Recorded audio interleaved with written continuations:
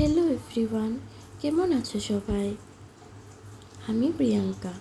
আমার এই চ্যানেলে তোমাদের সবাইকে স্বাগত। আশা করছি সবাই ভালো আছো আর আমিও ভালো আছি।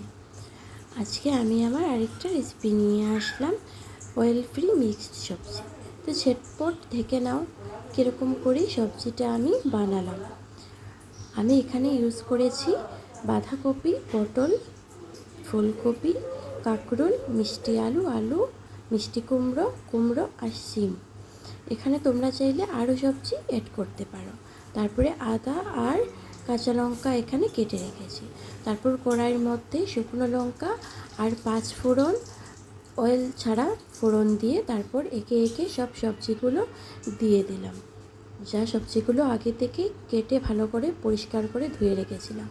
তারপর একে একে একটু হলদি গুঁড়ো, একটু লঙ্কা গুঁড়ো, একটু জিরে গুঁড়ো আর স্বাদ মতো নুন দিয়ে ভালো করে নাড়াচাড়া করে 5-10 মিনিটের জন্য ঢাকা দিয়ে রেখে দিলাম।